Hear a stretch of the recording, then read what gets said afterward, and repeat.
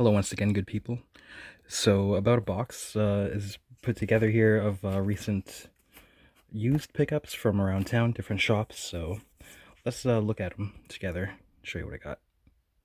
So in the last video, I'd got that new Marvel swimsuit edition, which was a little bit of a letdown, I'd say, in terms of like cheesecake, good girl, bad girl art. It's a little bit, is like pretty stale, but first up, 204 Comics. I happened to find this Ballistic Studio swimsuit issue for the pervs. But so this is a little bit okay. We got the Mark Silvestri cover here, inked by Bat. I think a little bit. I love it when Bat inks. But this isn't like the heyday either. It's kind of like towards the after Jumping the Shark, maybe. Some kind of decent stuff, but not as great as like the old Marvel stuff or some of the Homage Studios or Image stuff. Top cow though, Michael Turner on this one here, Brandon Peterson. These are all just kind of alright. Randy Queen, just for the maybe pile, maybe. Just amassing like a cheesecake section, swimsuit, lingerie issues, stuff like that. It's just kind of fun to have. Preserving history. Valuable history. Randy Queen, Billy Tan, Michael Turner. This one's not bad. Kind of nice pencil sketch here. Jordan Raskin. This is a weird one. Mark Silvestri. But I guess it was like kind of airbrush style, or maybe even computer airbrush. Brian Haberlin and Tyson Wengler. You know how we do here. We're just going to flip through once in a while. Look at the interiors. Not linger too long, unless it's really notable. Randy Queen. That's Michael Turner and D-Tron. That one's not bad. Aaron Stout. Joe Benitez. Randy Queen. Lots of Randy Queen in here, I guess. So, like I said, this isn't Brian Haberlin again. Not like the height of it all, but not too bad. A Corbin special, Edgar Allan Poe. Another copy of this, but for the friends or for sale bin. Good stuff. Cherry Blackbird from Joseph Schmalke. Issue 1 actually was pretty fun, kind of like adults only. Not really like centered on sex, but like sex, drugs, rock and roll, demons. Indie kind of horror comic with like rock and roll bands and stuff like that. Kind of weird, but issue 2 not quite as good as the first, but I'll still continue to look for these. Cyberpunk from the like franchise, like tabletop games and RPGs and even some video games back in the day and video game nowadays. But yeah, this old series, I think it's from like late 80s. Always good. So, extra copies of this. Cyberpunk Book 2, number 1, and number 2. They're all two-parters, I think, in these miniseries. I think there's 3 of them.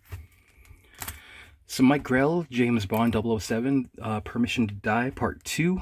Just putting together a second set of these, I guess, just because this is actually a highlight, I'd say, of all the James Bond comics and of Mike Grell comics. These are quite good. I think we've shown a little bit, but why not show a little bit more? I think last time we showed issue 1, so I'll just show a little more. Yeah, nice front and end pieces too. It's good stuff. Good layouts, good storytelling, fun stuff. Good, intelligent, but you know, it being James Bond, you don't want it to be too intelligent. It's lots of action and fun. I was about to say dumb fun, but actually it's not that dumb. It's good stuff. Good stuff. Warlock 5, Volume 1, Number 1, from Denny Beauvais, and I forget who wrote it, but yeah, maybe I'll put a set of these together. I'm not sure yet. Legendary Adventures of Zorro, Number 2, but Number 1 at the same time. This reprints some stuff from the 70s, and yeah, pretty fun. Good kind of, he's an outlaw do-gooder. Chaotic good. Okay, let's take a moment with these. Savage Tales magazine. It's just like volume 2 or 3. It's like 1985 or something from Marvel. In the magazine format, so a little bit more like adult-oriented for sure. More like mature readers. And I didn't really know what this was, but I saw the contributors and decided to check it out. And the editor being Larry Hama as well. It seems to be that they're all kind of like war stories. And yeah, they're often pretty, pretty dark. Okay, here, let's see. You won't find any superheroes in these pages. Our characters don't feel guilty about what they do. No long dissertations on philosophy either. What kind of jerk reads a comic book for philosophy? You want philosophy? Read Schopenhauer, Kierkegaard, or Proust. They wrote it good. Do you like distended, bitter diatribes on the subject of violence never solves anything? You're not going to like Savage Tales. Violence certainly does solve things. It solved Hitler, didn't it? What you get in this mag is straight up forward adventure, rip-roaring action and nifty historical stuff, with a few yawks thrown in for extra measure. I think this is the first appearance of Michael Golden's The Nom as well, which I'm not familiar with. I always thought it looked like a little bit cartoony, but on closer look, it's actually like super realistic, but the faces are kind of cartoony. So, you know, manga and stuff kind of does that kind of thing. This isn't manga, but Smoke Grenade, what do you got? 1911 there. Smoke Grenade, M16, nades. Like a grenade launcher gun there. So this is just... The other reason why I stay away from the Nom is, like, I didn't know if it was just recurring stories with a team, like, for, what, 70 issues or something? I'm not sure. But, yeah, you get a lot of people just... There's one story of one platoon and a bunch of people die. And, it's not funny, but the high skill level in the art, and you got the AKs, you know, those VCs carrying that. This machine gunner here, they tripped the claymore. And Golden's art certainly looks very nice in this black and white as well. It's just a short story of where they you kind of get an introduction, and then it goes into this one time that they went into what seemed like an abandoned village, and there were actually just machine gunners set up at either end of the village that waited until they were in the middle of it to ambush them, and them having to try and survive. It's really, really cool. Okay, second story here for Trimpe, Marla. Yeah, some nice plain action. Haven't read this one. I've only read a couple. Avenger, I've read this one. John Severin. Yeah, dark stuff. The French Foreign Legion.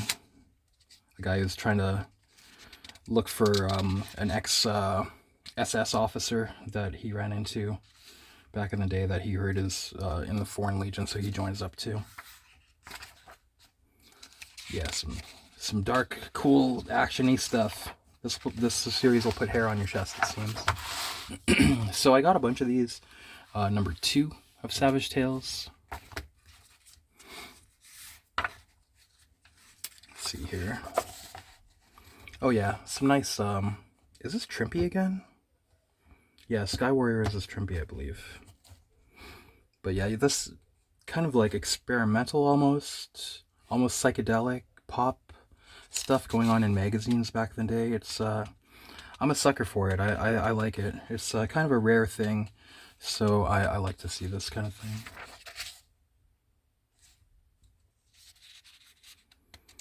Yeah, black and white, there's a lot you can do, right? Alright, there's a wild one too. There's some good old boys. We'll keep it moving. Savage Tales number 3. See, I didn't know that there are only 8 issues of this volume. Otherwise, I would have just got all of them. I got almost all of them, but I went to go back, but sadly, the other ones were gone when I got back there. This is kind of a weird effect, almost like duotone or screen tone, but it looks like maybe this was just done by hand. You can't beat skeletons in war garb. I'm always here for that. World War I plans as well. This is a pretty dark story. Some early Chuck Dixon for the fatherland. And I like this kind of like hand-drawn, like fractor. What kind of font would you call this? What family? But yeah, it looks so indie and good. This messenger for the German army.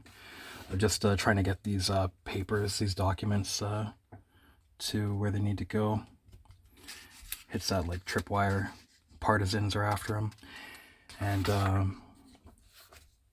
he's trying to get away from them. Flashback to when he got his orders in the papers. Take these papers to divisional headquarters. I'll spare you trying to do a fake German accent at the moment. To take these papers to divisional headquarters, it's important that they reach there tomorrow. What are the papers? Damned if I know. Some manure for brains general with jackboots up to his ass handed it to me and rode off to the rear. Just don't come back if you lose them. He said they were of the utmost importance to the German war effort.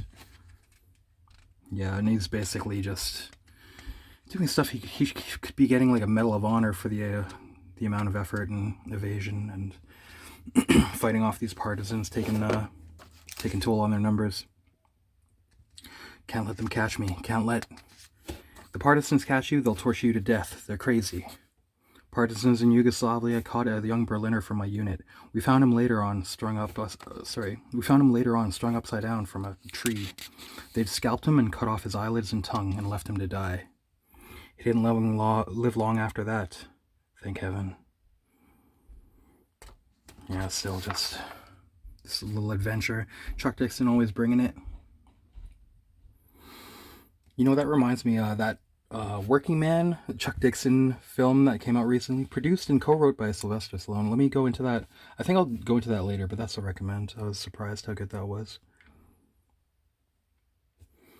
So he's like, I'm not dead yet, you verdammt amateurs. Gotta face it. Might not make it out of this one. Must destroy the papers. Soaked. Can't burn them. Have to eat them. Was hungry anyway. Munch, munch. Requisitions for underwear. Report on toilet paper usage. An invoice for prophylactics. No troop movements. No maps. For this I died.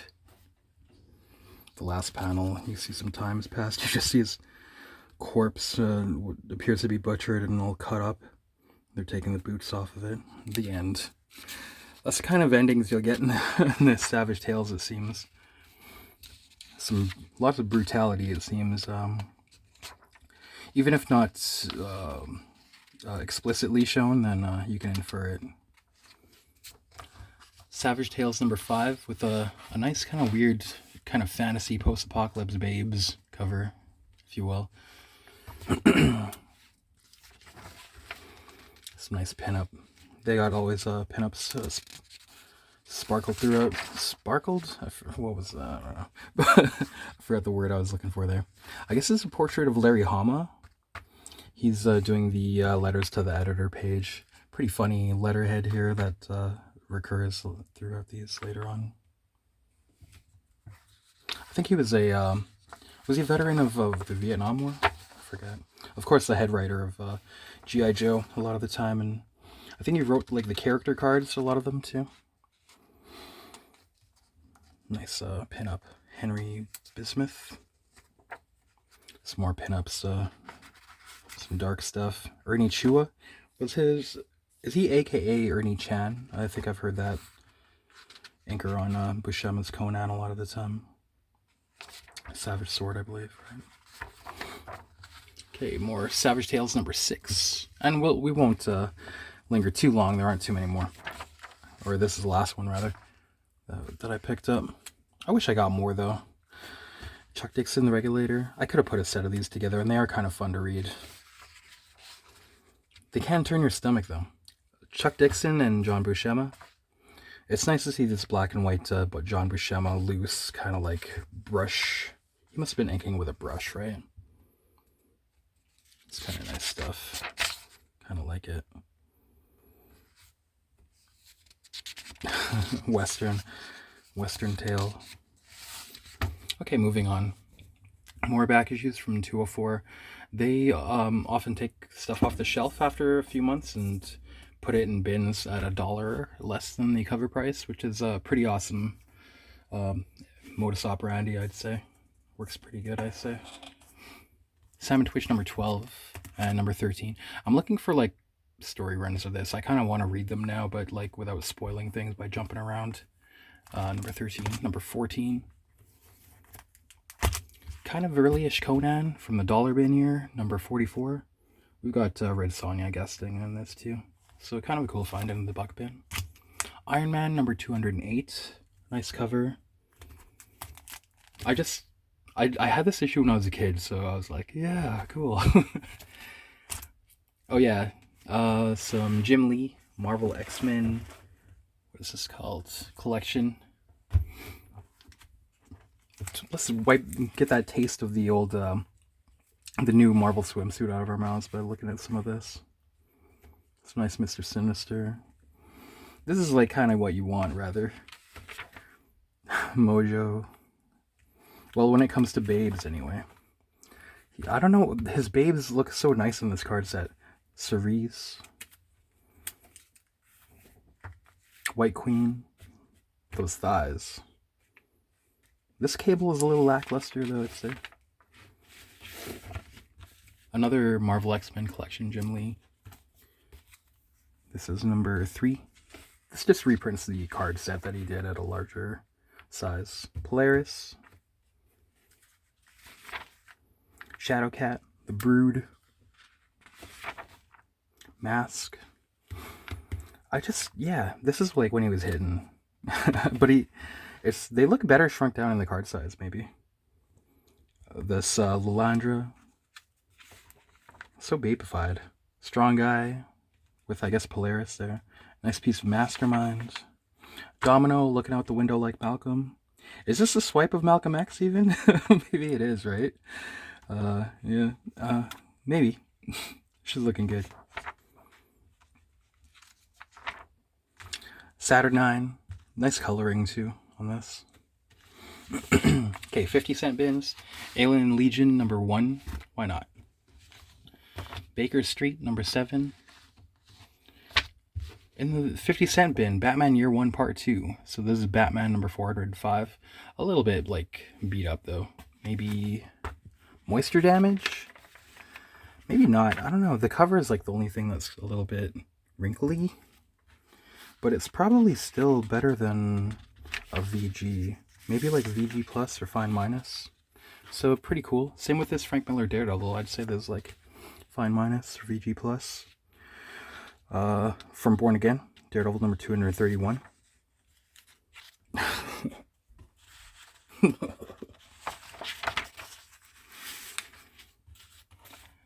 Daredevil number 238 with Sabretooth. Clive Barker's Nightbreed number 5 from Epic Comics. More Epic Comics 6 from Sirius number 1.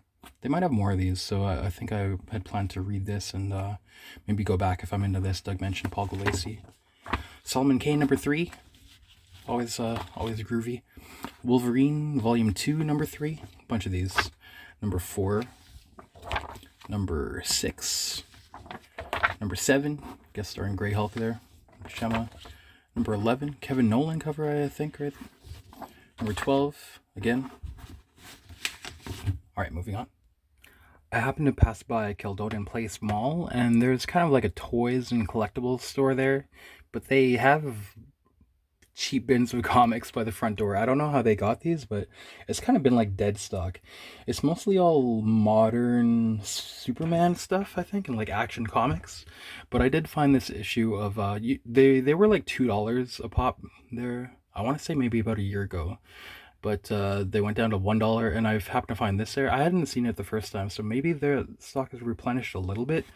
But anyway, Walt Simonson Ragnarok for $1. Issue number 2, so I'm only missing issue number 1 now. Is this kind of like is it like a Thor story, but you can't call it that? I don't know. I haven't read too much of it. I've really enjoyed what I've read, but maybe that's kind of the case. I could be getting that wrong there. Don't take my word for it, but I do enjoy this. This is pretty rad stuff. But I want to get number 1. Maybe I could just start reading from number 2, though I had started reading from number 3. Okay, moving on. I went to the flea market to see what booths are open there. This is a new booth by String Bean. They help organize the C4 Comic-Con, and I think they have a hand... maybe in large part in the other major Comic-Con in the city now. I might be getting that wrong. Unfortunately, the other booths at the flea market weren't open that day, but this one was, and I kind of like bargained a little bit to get they're like $2 bins, but I said, dude, let me let me buy a bunch off you and then go down to like $1 each if I get a bunch together. So yeah, we worked that out. Batman and Robin Adventures number 5. Batman The Adventures Continue Season 3. I saw it goes from Paul Dini, so it might be good. Batman and Robin from Grant Morrison and Frank Whiteley. Sim Kiko was telling me this is good, so checking that out. Bite Club number 2. This is a pretty cool series. It's like Chaikin, David Tishman, and David Hahn. And nice Frank Whiteley covers too. This is Bite Club Vampire Crime Unit, so volume 2 of this series, I believe. Number 2. Second copies of those. Is this Witchsmith? But anyways, Chuck Dixon and Dan Brereton. The Black Terror, Seduction of Deceit, Book 1. Bullseye Perfect Game, Parts 1 and 2 of 2. Charlie Houston was that writer on that series of Wolverine that I liked, Wolverine the Best There Is. So I decided to check this out. It's kind of alright though. Probably not a keeper, but a decent enough read. And it's like Bullseye. I think was he hired to kill like a baseball player, but he's kind of bored with all of his contracts, so he decides to become like a really good pitcher in baseball and like just skyrocket through the minor leagues to the major, and then he's gonna like try to kill the guy with a pitch. But he's also, it happens that he's like pitching a perfect game, and that if he like smokes the guy with the baseball, then it'll mess up his perfect game too.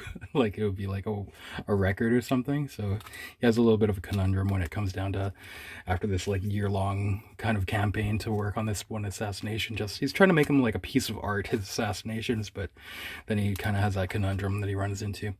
Yeah, so that's part 1 and part 2. Not bad.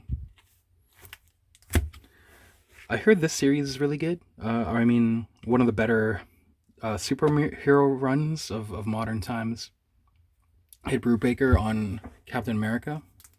So this is number 22, number 27, 29, 30, 31, 32, 33. Okay, that's cool to get a handful in order there at least.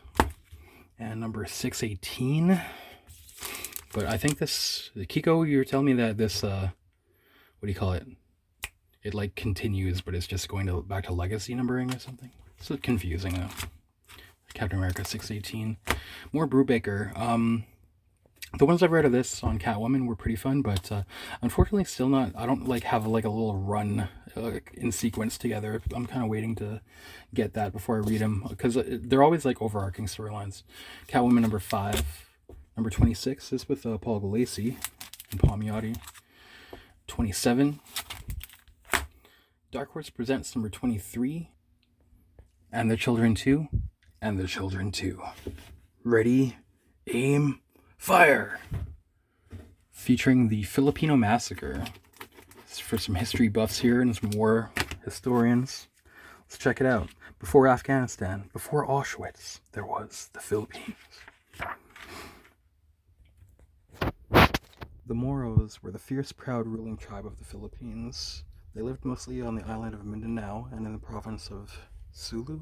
The Moro people were and still are devout followers of Muhammad. Yeah, there's like all kinds of different Filipinos. I know that like I have some like second cousins from Mindanao, and they're like big. They're like Samoan. They're huge. They're like really tall and really like muscular and stuff. So maybe something like that too. The Moros were ruled by their sultan and didn't recognize our government as theirs. That did not stop our tax notices from appearing in their villages. Unfortunately, they did not read English. Since the Moros didn't have gold, we took out our taxes and feed in livestock. To the Moros, of course, this was stealing. The abused Moro would complain to his sultan, who would send his soldiers to recover the confiscated goods. But any attempt to reclaim possessions was considered theft by the army, and the thieves were dealt with swiftly. The Moros do not want your roads. Our oxen have no need of pavement. Your roads are built not for us, but for you and your war machines. We have no use for what you teach. Our children need to know how to use a knife and spear and how to survive in the jungle.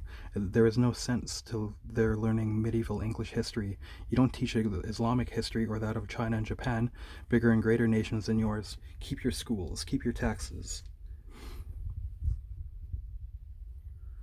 For the Mohammedans, revenge must come to a ratio of 10 to 1. With the swift steel bite of a barong, and another Christian is closer to Christ. So courageous were the Moros that they often boarded our destroyers from their tiny crafts. Knives and spears, however, presented no contest to machine guns and automatic rifles and pistols. Oh, this is cool. These pictures of all different blades. Following the Spanish, we made it against the law for Moros to possess firearms. This meant their only weapons were barongs, spears, and krisses. Krisses, of course, the serpentine wave blades. You know that from RPGs. Barong, spear, kriss. Patrols taking body count the day after a skirmish accused us of inflating the number of Moros we killed because they couldn't find any bodies. The Moros naturally had taken away their dead. So we got orders from the army to take the Moros' heads as proof of death. But officials began to complain about the stench of the flesh, festering under the hot Filipino sun. So we received detailed orders to remove the brains and to dry the skulls prior to shipping. We used the heads and skulls for bartering with the Moros, for it is Mohammedan belief that you enter heaven as you are on earth, and no Moro wanted a headless child or wife to greet them in the hereafter. Jeez. With the skulls, it was easy for us to falsify identifications to fit the Moro MIA lists. And then I get to this section that apparently... Okay, let's just read it word for word here. I've left out a lot of the more gruesome stuff like the tortures, but as it is, some people won't believe a lot of this, and I can sort of see why. It's not something most folks would want to believe, but for the people who still aren't convinced, I have these photographs. All of these simulated photographs on this page are copies of actual photographs taken in the Philippines during the massacre years. Severed head. We did not limit our killing to Moros. These are skills from the Igorots. Moro boy. After a battle, below 6 weeks later. By official count, 4,000 U.S. Army troops were killed in the Philippines at this time, 1898 to 1920. But with the scouts, unofficial U.S. Army men and Marines included, up to 44,000 Americans have been estimated killed. The U.S. Army admits to slaughtering 250,000 Filipinos in the Moro Wars, but a third lieutenant in the Philippine Scouts felt at least 500,000 were sent to death. But according to Galloway and Johnson's book West Point, The Power Fraternity, the United States was responsible for the deaths of over 3 million Filipino men, women, and children, making this the largest single act of genocide until Hitler. We do indeed hope that this truly is the end. So yeah, get your victim status out there. You need to take part in that agitation. Hold grudges for history. Just kidding. You'll never get us yellow people to... there's money to be made. We're too busy trying to make money to care about any identity stuff. Anyway, that was Dark Horse Presents number 23. Yeah, interesting. Was this Bloom Stout, I want to say? Yeah, it was. Okay, remember that right. Moving on, Dark Horse Presents number 29. Featuring Homicide, Arcudi, and Doug Monk, I believe.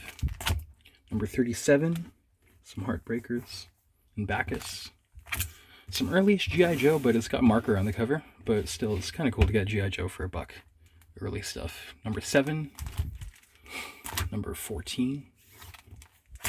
Number 48. Some Dale Keown Hulk. That's number 385. Some kind of early Jonah Hex. That's Jonah Hex number 4, volume 1. This is a weird one. Marvel Snapshots by Evan Dorkin and Sarah Dyer. And Benjamin Dewey, the artist that was after... Was it Jill Thompson? Sorry, I'm blanking. On Beast of Burden. Kind of decent story. Kind of a swerve, too. From Kyle Andrews, Renato Jones, The 1%. And it has a quote on the cover. A sort of hallucinatory rage pop Punisher from Occupy is gorgeous and demented, says Warren Ellis. We'll see. Sin City, Sex and Violence from Frank Miller. That's pretty awesome to get that. I've heard that Star Wars Darth Vader is some of the best of all the Star Wars stuff. Yeah, I kind of don't mind the Star Wars universe, so check it out too. Some Gillen on this, number 9. Number 11. There's different volumes, though. It's kind of hard to figure out right. Number 13. Number 10, I think this is volume 2.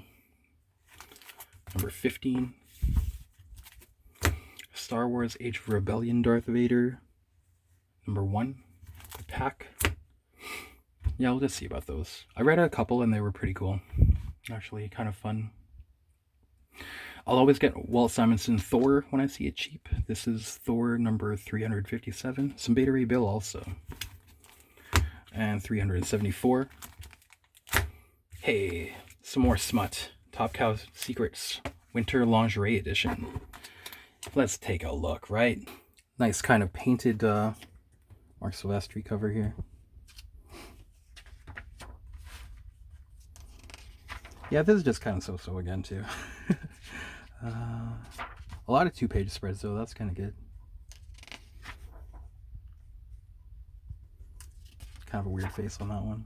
Velocity. Is she supposed to be only like 15 years old, though? That's a bit sus. Hope not. Adam McDaniel, Randy Queen, and J.D. Smith. Who's this? Sorry, the credits are in the front. This one's probably the best one, probably the coolest one. Brandon Peterson. Although she does have that weird skull face, but art-wise, this looks the coolest, I'd say. This one's kind of good, too. Kind of meh. Michael Turner, Witchblade piece here. Kind of good. Yeah. Randy Queen. This really looks like Nikki Taylor, the model from like the 90s, I'd say, right? And kind of a bite on the Marilyn Monroe, early Marilyn Monroe Playboy thing, pinup or whatever, right? If memory serves. Is one of these is like, yeah, Sinkovich or something, yeah. But kind of just aight. This is always like maybe in the maybe pile or just sell it, flip it or something. The Witcher Corvo Blanco number 4. Pop Comics is always saying like, yeah, it might be worth like speculating on video game comics and stuff for like later. And this always seems like kind of a cool franchise. Friends have always told me to check it out. But this comic was actually pretty good. Even like reading it, it was fun to read, and yeah, the art too. Let's take a quick look. Bartoz, Sztybor, Corrado, Mastantuono.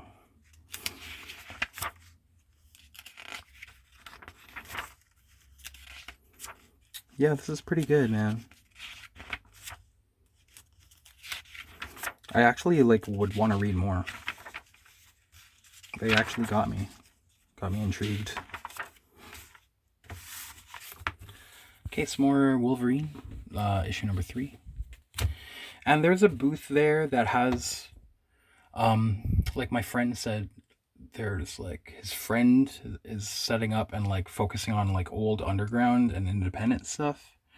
And that was exciting, but it's all priced like probably not like not crazy high, but it's priced at like retail or maybe even like $5 more. But that having said that, it's all in really good condition.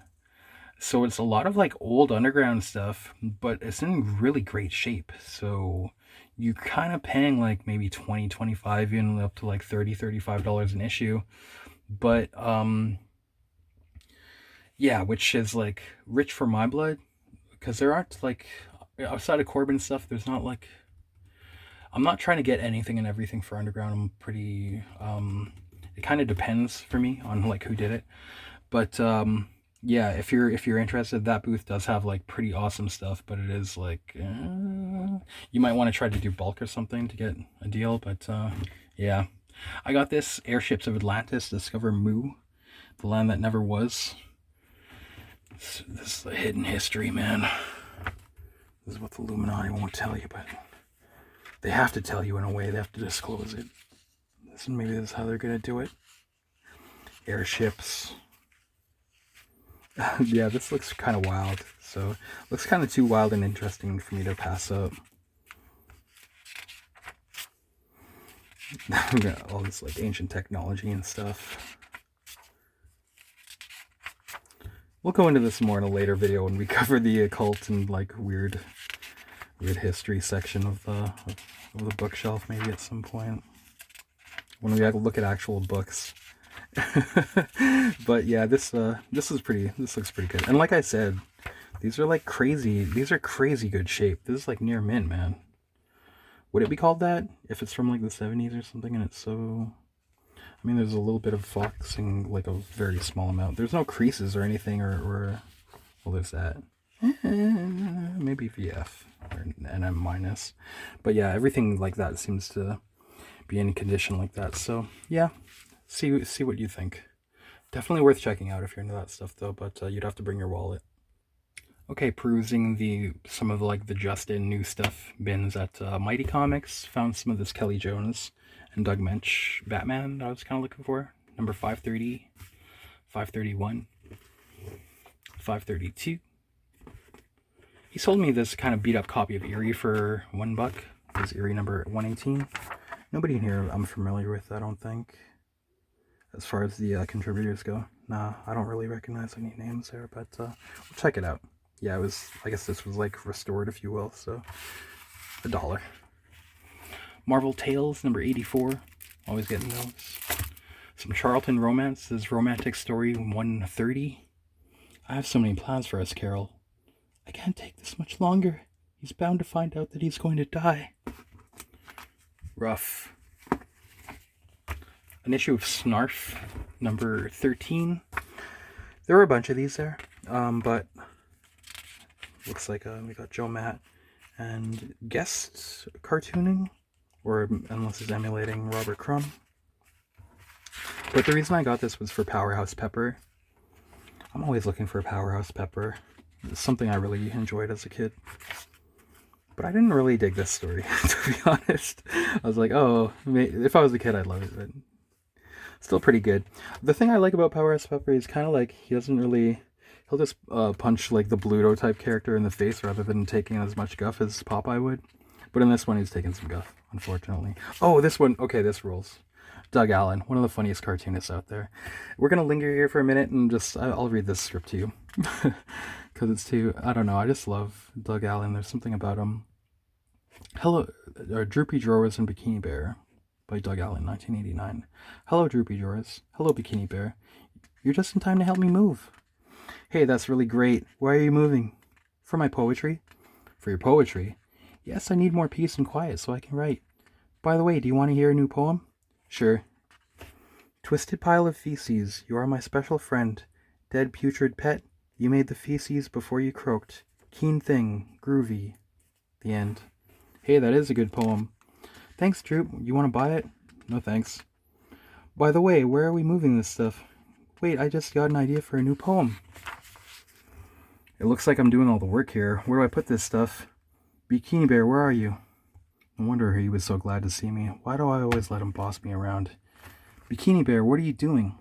Oh, hello, Droopy Drawers. I just finished another poem. Want to hear it? No. Lakes of muck, mountains of goo, strips of bacon and fudge. These are the things life itself is made of. Pus, ooze, crawl, stodge, bunch, and crud. Icky glee. The end. That's a terrible poem. Let's get back to moving. Okay, Droopy Drawers. Hey, maybe you could lend me some money to publish my poetry. I don't think so. I don't know. I just kind of love Doug Allen stuff. For the last time, where are we moving this stuff to? I thought I'd get a lot of writing done if I move in with you. Me? No way. Come on, Droopy Drawers. I'd be a good roommate. I'm a happy animal with human characteristics, which would amuse you and allow you to laugh at yourself. No, I won't allow it. What will my friends think if I'm living with a male bear who wears a bikini and writes poetry? Come on, you don't have any friends but me. I'm tired of you and your stupid poetry.